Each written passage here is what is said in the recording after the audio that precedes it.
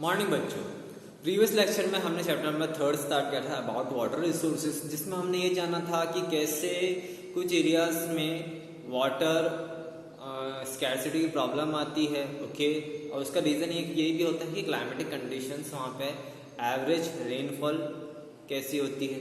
Okay, और उस हिसाब से फिर उसके बाद में हमने ऐसा भी एग्जांपल देखा कि कुछ ऐसे प्लेसेस जहाँ पे अबंडेंस वाटर है बट लेकिन ड्यू टू प्रॉपर मतलब improper water management, over use, miss use, excessive water use करने की वजह से वहाँ पे वाटर स्कैरसिटी की प्रॉब्लम आ रही है। फिर इसके अलावा हमने रिवर्स के बारे में पढ़ा था कि कुछ ऐसे सिटीज या ऐसे प्लेसेस भी जहाँ पे रिवर्स फ्लो हो रही है, बड़ी बड़ी reverse like river Ganga and river Yamuna, but since it is that much polluted that it cannot be used in our domestic or in any kind of work.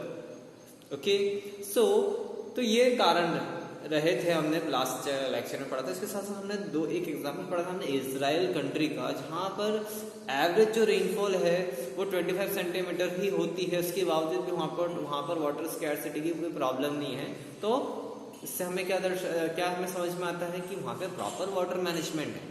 Okay, और एक हमारा देश है इंडिया सा देश, जहाँ पे 114 सेंटीमीटर एवरेज रेनफॉल होने के बावजूद भी हमारे various parts of our country में ड्रॉट और वाटर स्कैरसिटी जैसे प्रॉब्लम हम फेस कर रहे हैं। इसके साथ साथ हम आज ये पढ़ेंगे कि कैसे हम वाटर रिसोर्सेज को कैसे मैनेज करें, और इसके लिए गवर्नमेंट क्या करती है, रिवर्स पर डैम कंस्ट्रक्ट करती है, रिवर्स पर डैम बनाती है। और ऐसा आज से नहीं है कि आज से अभी से हमने डैम बनाना स्टार्ट किया है। हमारी जो प्रीवियस स्टडीज या हम एंशिएंट टाइम्स में जाते हैं और वहाँ की हिस्ट्री के बारे में पढ़ते हैं, तो हमने देखा है कि वेरियस डायनेस्टीज में डैम्स बनाए गए हैं for the purpose of irrigation. Okay, जैसे लाइक आप इंडस वैली सिविलाइजेशन में चले जाए तो वहाँ पे बांध बना हुआ था, कुंड बना हुआ था फॉर वाटर स्टोरेज पर्पस। इसके साथ साथ ड्यूरिंग द मौर्यन एम्पायर वहाँ उस दौरान भी इस बात के सबूत मीन्स एविडेंस मिले हैं कि पुराने समय में भी डैम्स एम्बैंकमेंट्स बनाए जाते थे just to store water for the various uses. Archaeological and historical records show that from ancient time we have been constructing sophisticated hydraulic structures like dam built of stone rubble। जो पुराने समय में जो dams थे वो stones जो रहते हैं, बड़े बड़े पत्थर होते थे, उनको साथ में इकट्ठा करके फिर उनको कंस्ट्रक्ट किया जाता था। Reservoir, artificial lakes, okay, embankments, canals, ये सब बनाए जाते थे for irrigation purpose. Not surprisingly we have continued this tradition in the modern India as well. और सरप्राइज ना होते हुए हमने ये ट्रेडिशन हमारे आज के मॉडर्न डे में भी इसको फेसिस किया है, और आज हम इन्हें डैम्स के नाम से जानते हैं। और almost on the major river basis ये डैम्स कंस्ट्रक्ट हुए हैं। इसके एग्जाम्पल के तौर पे 3 एग्जाम्पल दे रखे हैं फ्रॉम द एंशिएंट टाइम्स। तो सबसे पहला जो एग्जाम्पल दे रखा है वो है 1st सेंचुरी BC, जिसमें Shri Gaverapura near Allahabad had sophisticated water harvesting system channeling the flood water of the river Ganga। River Ganga में जब ऐसा टाइम आता है, जब रेनी सीजन आता है, जब वहाँ पे रिवर ओवरफ्लो होती है और बाढ़ जैसी कंडीशन बन जाती है, तो उस दौरान वहाँ पे in the 1st century BC वहाँ के जो राजा थे उन्होंने उस फ्लड वाटर को मैनेज करने के लिए वहाँ पे उन्होंने एक हार्वेस्टिंग सिस्टम, एक चैनल बनाया, मतलब एक हम बोल सकते हैं एक आर्टिफिशियल चैनल बना दिया, रिवर बना दिया, एक छोटे से जो हम बोलते हैं पैसेज बना दिया, जिसके थ्रू जो ये फ्लड वाटर है उस वाटर को स्टोर किया जा सके एंड देन इरिगेशन में इसको यूज कर सके। Then during the time of Chandragupta Maurya, okay, Chandragupta Maurya के समय भी dams, lake irrigation system extensively built हुए थे। Okay, then evidence of sophisticated irrigation work have also been found in Kalinga. Okay, इसके साथ साथ ऐसा नहीं है केवल कुछ ही जगहों पे, कलिंग उड़ीसा में भी हमें इरिगेशन पर्पस के लिए वाटर जो कंजर्वेशन के लिए हमें वहाँ पर डैम्स, रिजर्वायर, लेक्स मौजूद हैं। इसके अलावा नागार्जुन कोंडा आंध्र प्रदेश में सिचुएटेड, बैनूर कर्नाटक, कोल्हापुर महाराष्ट्र, इन सारी जगहों पर भी हमें water reservoir, lakes, artificial lakes पाए जाते हैं for the conservation of water. तो इसका मतलब ये है कि हम आज से ही नहीं, in the ancient time also we used to conserve water. In 11th century, Bhopal lakes, one of the largest artificial lakes of its time, was built. और 11th century में जो भोपाल में जो लेक्स आर्टिफिशियल लेक्स है वो बनाई गई थी. One of the most largest artificial lakes थी. ओके, नेचुरल लेक्स जो होती है, जो नेचुरली फॉर्म होती है, आर्टिफिशियल लेक जो कि ह्यूमन इंटरवेंशन के बाद बनाई जाती है. In the 14th century, the tank in the house Khas, Delhi was constructed by Iltutmish for supplying water to Shrifort area. Okay, 14th century में ड्यूरिंग द दिल्ली सल्तनत या फिर हम मेडल पीरियड हम बोलते हैं, उस दौरान जो दिल्ली सल्तनत के सुल्तान थे इल्तुतमिश, उन्होंने एक आर्टिफिशियल टैंक बनाया था for the supply of water to the Sirifort area. So, what are dams and how they help us in conserving and managing water? कि डैम होते क्या हैं? बेसिकली इसका आंसर आपकी बुक में ही है on page number 26 itself on the right hand side, first paragraph, कि a dam is a barrier across flowing water that obstruct, directs or retards the flow of the creating reservoir. क्या करते हैं कि dam जो होता है किसी भी रिवर बेसिन, स्पेशली जो बड़ी रिवर्स होती है वहाँ पे कंस्ट्रक्ट किया जाता है. सिटीज़ में नहीं, ऐसी जगह पे, थोड़ा रिमोट एरियाज या विलेज एरियाज में. ओके, क्योंकि सिटीज़ में हम करने की कोशिश करेंगे तो लार्ज पोर्शन ऑफ एरिया हमको उसमें लगता है, जिससे कि जो आसपास के इनहेबिटेंट्स हैं उनको ज़्यादा प्रॉब्लम होती है. तो जहाँ तक कोशिश की जाती है कि ऐसे एरिया जहाँ पे पॉपुलेशन कम हो, ताकि वो लोग अपना एक जगह से दूसरी जगह वो सेटल हो सके. तो ऐसे रिवर्स पर, उसी रिवर के अक्रॉस, उसी रिवर पर एक डैम टाइप स्ट्रक्चर बना दिया जाता है. ओके, जिससे क्या होता है कि वाटर का जो सिंस डैम की जो हाइट है वो बहुत ज़्यादा ऊंची रहती है, तो उसमें एक तरह का ऐसा एक हम बैरियर बना देते हैं जिससे कि हम पानी स्टोर हो जाए. ओके, उस डैम के अंदर सेवरल गेट्स होते हैं. जब भी डैम की कैपेसिटी से ज़्यादा अगर उसमें पानी स्टोर होता है तो हम उस डैम के गेट्स खोल देते हैं और जो एक्सेसिव वाटर है वो वापस से जो फ्लोइंग रिवर है उसमें मिल जाता है. ओके, इसका एक और तरीका है कि डैम से हम एक सेपरेट चैनल या उसका जो रिवर का जो फ्लो हो रही है उसके पाथ को हल्का सा डाइवर्ट कर देते हैं और वहाँ पे डैम बना देते हैं.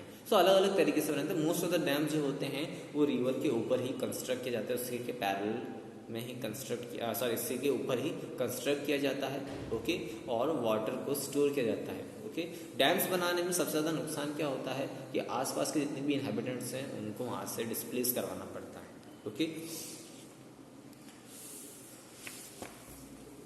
dam refers to reservoir rather than structure. Most dams have a section called spillway or weir over which it is intended that water will flow either intermittently or continuously. Okay, इनमें spillways भी होते हैं. spillways यानी ऐसा रास्ता जहाँ से water को अगर हमें दूसरी जगह या फिर हमें जो हमें कैपेसिटी बढ़ जाती है तो वाटर को वापस छोड़ने का एक रास्ता होता है, उसी को हम स्पिलवे कहते हैं. सो बेस्ड अपना डिफरेंट स्ट्रक्चर से बनते हैं. ओके, आजकल तो मोस्ट ऑफली सीमेंट एंड कंक्रीट का इस्तेमाल किया जाता है, ब्रिक वर्क सबका इस्तेमाल करके ही डैम का मोस्ट ऑफ द डैम जो आजकल बन रहे हैं वो आरसीसी से स्ट्रक्चर्ड होते हैं, इससे स्ट्रेंथ और ड्यूरेबिलिटी ज़्यादा मिलती है. एंशिएंट टाइम्स में क्या होता था, पत्थरों से अर्दन डैम बनाए जाते थे, मिट्टी के डैम बांध बनाए जाते थे. बट लेकिन nowadays it is completely build up to RCC format and वो इनकी जो हाइट रहती है वो डिपेंड करती है कि डैम कितना बड़ा है. ओके, हाइट अगर ज़्यादा है तो इट्स लार्जेस्ट डैम, जो मीडियम है तो इससे मीडियम स्केल डैम, और अगर छोटी हाइट है तो ऑब्वियसली बात इसमें वाटर स्टोरेज कम होगा. जितनी ज़्यादा हाइट रहेगी डैम की उतना ज़्यादा वाटर स्टोरेज पाया जाता है. Okay, dams were traditionally built to impound rivers and rainwater that could be used later to irrigate agricultural fields. Initially dam बनाने का कॉन्सेप्ट क्या था कि इस जो हमारे ऑब्वियसली बात जब रेनी सीजन आता है तो रिवर ज़्यादा फ्लो होती है, तो क्या होता है अगर रिवर अगर फ्लो होती जाएगी तो पानी कहीं ना कहीं जाके मिल जाएगा, और जब ड्राई सीजन होगा उस समय हमें वाटर की जब नीड होगी तो हमें नहीं मिल पाएगी. तो इस वजह से डैम्स बना दिए जाते थे, जिससे कि एक डैम जो है एक रिजर्वायर या रिजर्वायर टैंक की तरह काम करता था कि जब ड्राई सीजन आएगा तो हम उस जो हमने रिजर्व वाटर रखा है हम उस पानी को यूज़ कर सकते हैं. और उसका सबसे ज़्यादा यूज़ होता था केवल एग्रीकल्चरल यूज़ में. Today dams are build just for irrigation but for electricity generation as well, water supply for the domestic and the industrial uses as well as for flood control, recreation, invalid navigation and fish breeding. अब dam आज के ज़माने में केवल irrigation facilities के लिए हम use नहीं कर रहे, इंडस्ट्रियल यूज़ के लिए भी कर रहे हैं, domestic uses specially in the urban places, वहाँ पे जितने भी जो घर घर जो नल आते हैं, जो टैप वाटर आता है वो इन डैम्स के थ्रू ही आता है। ओके, फिर इसके साथ साथ हम इलेक्ट्रिसिटी प्रोड्यूस भी कर रहे हैं। ओके, सो डैम का बहुत ज़्यादा यूज़ है, इनफैक्ट फिश ब्रीडिंग के लिए भी डैम्स का यूज़ किया जा रहा है। Hence dams are now referred to as a multipurpose project, और इसी वजह से डैम्स को एज अ मल्टीपर्पज प्रोजेक्ट माना जाता है, where the many uses of the impounded water are integrated with one another, कि जहाँ पर हम वाटर को एक जगह इकट्ठा करके सिक्योर कर लेते हैं, रिजर्व कर लेते हैं। ओके, इसके एग्जांपल है लाइक सतलुज बीस, जो रिवर बेसिन है, जो रिवर सतलुज बीस जो फ्लो हो रही है, उसमें भाखड़ा नंगल डैम प्रोजेक्ट बनाया गया है। ये जो प्रोजेक्ट है ये दोनों चीज़ों के लिए यूज़ होता है, for irrigation as well as for hydel power और hydro power production. Similarly, the Hirakud Dam, which is built on the Mahanadi basin, integrates conservation of water with flood control. अब जैसे हम हम हीराकुद डैम की बात करें तो उसका मेन पर्पस ये है कि जो महानदी रिवर जब ज़्यादा फ्लो हो जाती है, जिससे फ्लड वाटर है, उसको कैसे कंजर्व किया जाए। Okay, multipurpose projects launched after independence with their integrated water resource management approach. अब just after independence multipurpose project, water projects वो लॉन्च किए गए ताकि ये इसी चीज़ का कि इन वाटर रिसोर्सेज को हम कैसे मैनेज किया जाए, were thought of as a vehicle that would lead the nation to development and progress. और यही दिमाग में थॉट था कि अगर हम वाटर रिसोर्सेज को प्रॉपर्ली मैनेज कर पाएंगे तो हमारा जो नेशन है वो और ज़्यादा डेवलप होगा और प्रोग्रेस आएगी, overcoming the handicap of the it's colonial past. Reason यही था कि कॉलोनियल पास्ट की वजह से जो देश इतने सालों तक गुलाम था, उसकी वजह से जो इकोनॉमिक जो नुकसान हुआ था वो उसकी भरपाई हो पाएगी। So at the time that time Jawaharlal Nehru was the prime minister, so he proudly proclaimed that dams are the temples of modern India. उन्होंने ये उस टाइप का स्लोगन दिया कि this dams are the temple of today's modern India. The reason behind that it would integrate development of agriculture and the village economy with rapid industrialisation and the growth of the urban economy. और उनका जो उद्देश्य ये था कि इससे क्या होगा कि हमारा जो एग्रीकल्चर डेवलप होगा, इसके साथ साथ इंडस्ट्रीज को अगर वाटर रिसोर्स मिलेंगे तो इंडस्ट्रीज डेवलप होंगी, अर्बन इकोनॉमी या रैपिड इंडस्ट्रियलाइजेशन होगा, अर्बन एरियाज में अर्बन इकोनॉमी में ग्रोथ आएगी। इस वजह से उन्होंने फ्रेज कर दिया temples, dams are the temples of modern India. Now but in recent years, in the past 10 to 20 or 30 years, these multi-purpose projects and large dams have come under great scrutiny and opposition for a variety of reasons. जब भी आज के time पे जब भी कोई dam बनाने का सोचते हैं, प्रोजेक्ट आता है, तो उस पर काफ़ी बहस होती है, इसमें काफ़ी ऑब्जेक्शंस आते हैं और कहीं ना कहीं इसमें वैरायटी ऑफ रीजन्स की वजह से इस पर स्क्रूटनी लगाई जाती है, इसकी जांच होती है। रीज़न क्या है, मैंने जैसे बताया था, एक large area of land use होता है। केवल डैम केवल उस रिवर के एक घाट से लेकर दूसरे घाट तक ही नहीं बनेगा। ओके, वो एक लार्ज सेक्शन ऑफ एरिया में बनता है। ओके, तो सिंस एक घाट से दूसरे घाट के बीच में रहता है, वो काफ़ी लंबा रहता है, उसकी जो लेंथ होती है तो वो काफ़ी लंबी होती है। उसकी वजह से आसपास के अगर वहाँ पे कोई इनहेबिटेंट्स रह रहा है या किसी के वहाँ पे खेती है या किसी का घर है, तो वो भी उस डैम की वजह से उस प्रोजेक्ट में आ जाता है, वो वहाँ के इंसानों को वो जगह छोड़कर जानी पड़ती है। Okay, regulating and damming of rivers affect the natural flow, causing poor sediment flow and excessive sediment at the bottom of the reservoir, resulting in rocky stream. इसके साथ साथ नुकसान क्या होता है कि हम एक नेचुरल फ्लो को रोक रहे हैं। इससे जो सेडिमेंट्स, डिपॉजिट्स जो एक रिवर अपने साथ बहा कर ले जाती है, तो उस नेचुरल प्रोसेस में रोक लगती है। ओके, और इस वजह से जो हमारे जो रिवर बेड होता है वो अब रॉकी ज़्यादा होता जा रहा है। मिट्टी या डिपॉजिट्स जो होते हैं, सॉइल के डिपॉजिट्स, वो कम होते हुए केवल रॉकी पोर्शन ही रिवर बेड्स में पाया जा रहा है। इसके साथ साथ जो एक्वाटिक लाइफ में जो माइग्रेशन होता है वो इन डैम्स की वजह से हिंडर हो जाता है, क्योंकि डैम जो होता है, मैंने आपको पहले बताया था, डैम्स में गेट्स होते हैं, वो गेट्स अपने हिसाब से ही खोलते हैं कि कितना हमें पानी छोड़ना है ताकि रिवर फ्लो होती है, जो कितना पानी हमें कंजर्व करके रखना है। इस वजह से जो एक्वाटिक लाइफ है, जो माइग्रेट करना चाहती है उनमें बहुत ज़्यादा प्रॉब्लम आती है। Okay, dam also fragment reverse making difficult for aquatic fauna to migrate, especially for swamping.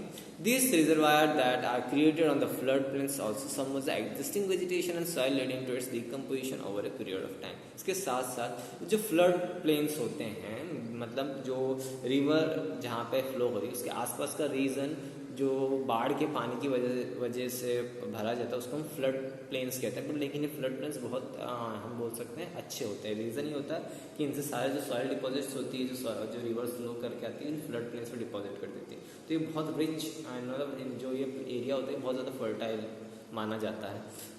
Since dams construct हो जाएगा तो वो फ्लड प्लेन का हम यूज़ ही नहीं कर पाएंगे। ओके, और धीरे धीरे जो सॉइल है, जो हमारे किनारों के पास की सॉइल है, वो धीरे धीरे डिकम्पोज होगी, थ्रू आउट द ईयर उसमें पानी रहेगा। ओके, सो इस वजह से जो फ्लड प्लेन है वो किसी भी यूज में नहीं आ पाते।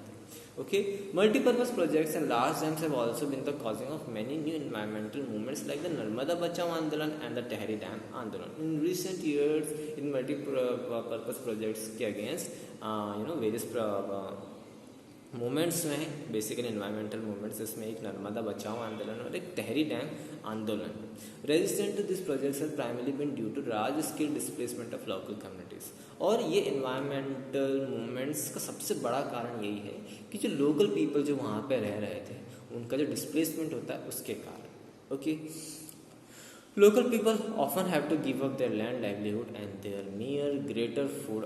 and the mere access and control over resources of the greater good of the nation। जो वहाँ की लोकल कम्युनिटी होती है, लोकल पीपल होते हैं, उनको अपना घर, एरिया सब कुछ छोड़ के जाना पड़ता है for the sake of the nation economy. Okay, so if the local people are not benefiting from such projects then who is benefiting.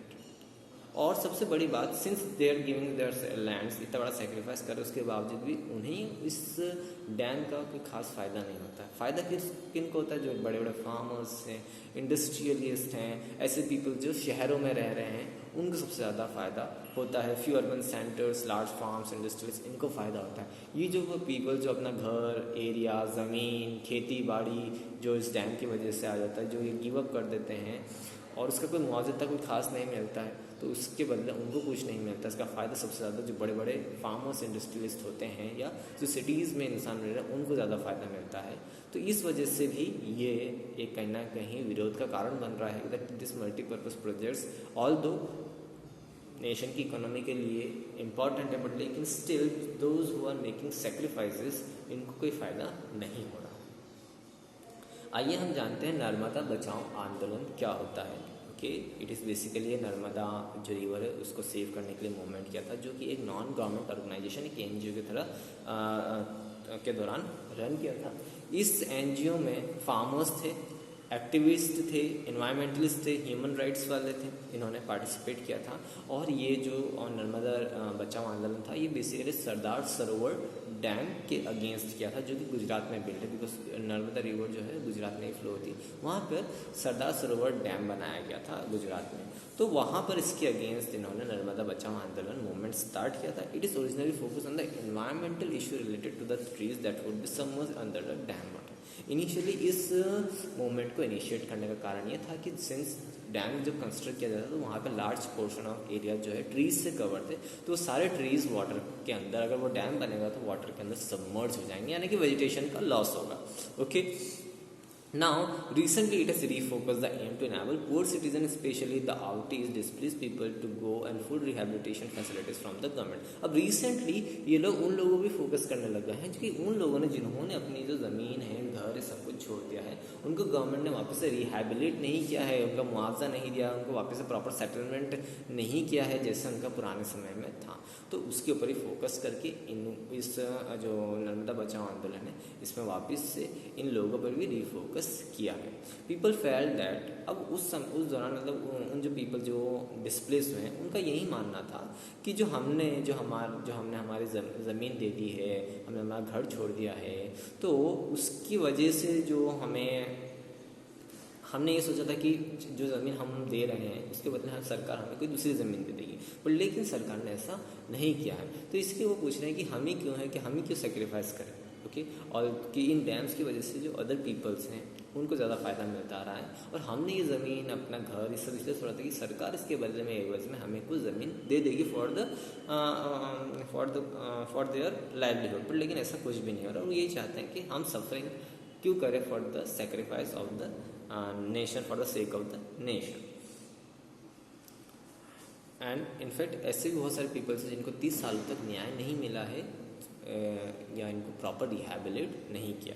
Okay, जो सरदार सरोवर डैम है वो जब बिल्ड किया गया उसको फ़ायदा मेजर 4 स्टेट्स को मिलता है। It's Maharashtra, Madhya Pradesh, Gujarat and Rajasthan. Specially जो सरदार सरोवर प्रोजेक्ट है वो गुजरात और जो ड्रॉट प्रोन एरिया है राजस्थान के और गुजरात के, जिसमें गुजरात के 9,490 विलेजेस को फ़ायदा मिलता है एंड 173 टाउन्स को फ़ायदा मिलता है सरदार सरोवर डैम से। एंड राजस्थान में 124 विलेजेस को इस डैम का फ़ायदा मिलता है।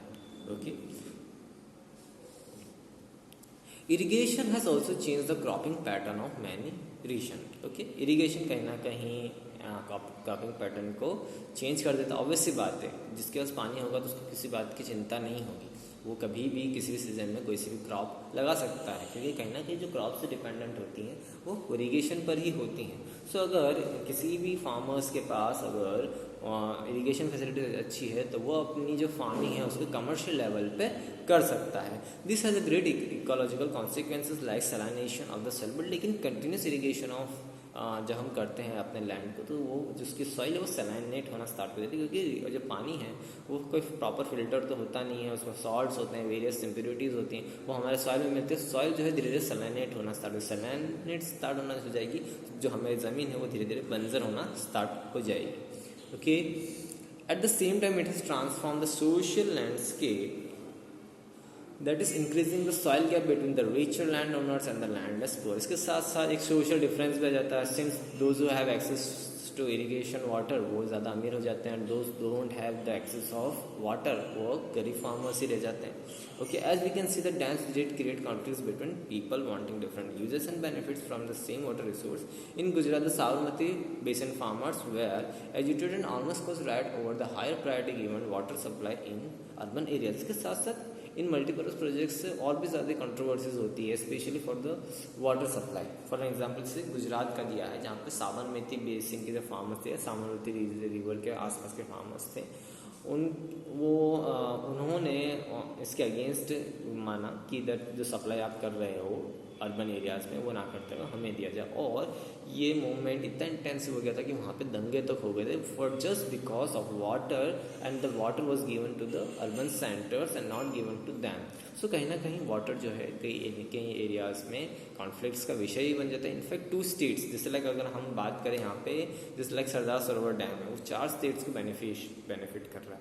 तो कभी ना कभी इंटर स्टेट में भी क्या होता है, कॉन्फ्लिक्ट्स होते हैं कि लाइक आपने जितना वादा किया था उतना पानी आपने छोड़ा नहीं है हमारे बेसिन में या हमारे रिवर्स या हमारे स्टेट में जो हमारी रिवर फ्लो हो रही है। तो इससे भी बिटवीन इंटर स्टेट्स में वाटर कन्फ्लिक्ट्स, रिगार्ड्स, डिस्प्यूट्स होते रहते हैं। इसका सबसे फेमस है कावेरी प्रोजेक्ट, ओके, या फिर कावेरी वाटर बेसिन, जो कि तमिलनाडु एंड कर्नाटका के बीच में, if I am not wrong, I think Karnataka confirm है, आई थिंक तमिलनाडु आंध्र प्रदेश इनमें से कुछ Andhra Pradesh and may be it's Andhra Pradesh and may be it's Karnataka, जहाँ पे क्या है कि इन दोनों ही स्टेट्स में रिवर फ्लो होती हैं and due to this conflicts होते हैं कि आपने ज़्यादा पानी ये कंज्यूम कर लिया, हमारे स्टेट को उतना पानी मिला नहीं।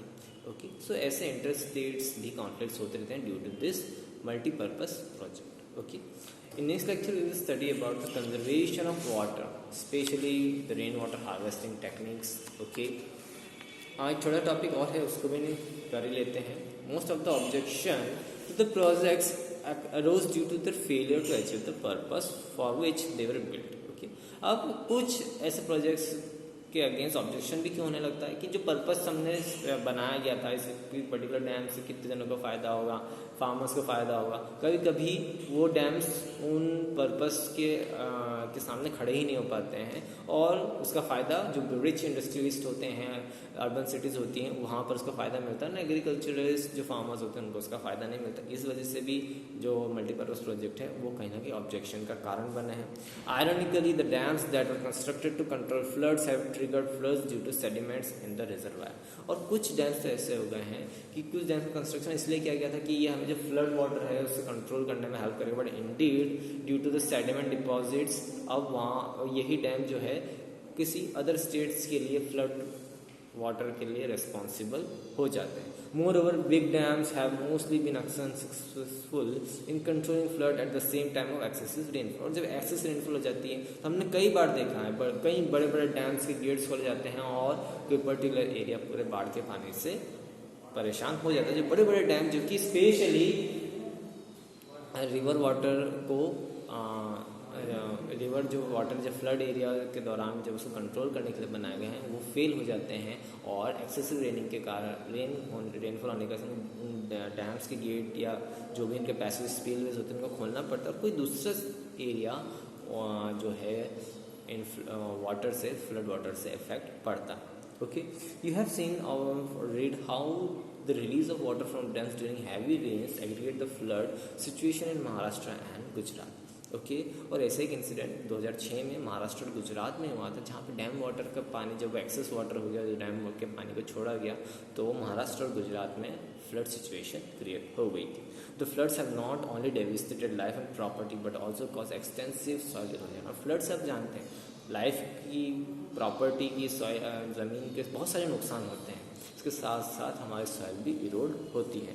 Sediments also mean that the flood plains were deprived of silt a natural fertiliser further adding on the problem of the land degradation. इसके साथ साथ और जो नेचुरल फर्टिलाइजर जो हम फर्टिलाइजर्स यूज़ करते हैं वो सब पानी साथ मिल के उसने और ज़्यादा सिचुएशन जो सॉइल के लिए और ज़्यादा लैंड डिग्रेड होना स्टार्ट हो गया। It was also observe that the multipurpose projects induce earthquake, cause waterborne disease and paste and pollution resulting from excessive use of water. और ये भी ऑब्जर्व किया गया है इन सम ऑफ द मल्टीपर्पज़ प्रोजेक्ट कि इससे मल्टीपर्पज़ प्रोजेक्ट की वजह से अर्थक्वेक क्रिएट हुए हैं, वाटरबोर्न डिजीज कॉज हुई हैं, okay, paste and polluting resulting from excessive use of water. इसके साथ साथ इन वाटर से बीमारियाँ, पेस्ट, पॉल्यूशन रिजल्टिंग यानी कि जो वाटर एफ्लुएंट्स जो इंडस्ट्रियल एफ्लुएंट्स इन वाटर में मिक्स हो जाते हैं इससे ही वाटर भी कंटामिनेटेड हो जाते हैं। ओके, सो यहाँ पर हमारा यहाँ पर आज का हमारा टॉपिक कंप्लीट होता है। नेक्स्ट लेक्चर में हम रेन वाटर हार्वेस्टिंग के बारे में जानेंगे कि why it is important and how can we do rain water harvesting.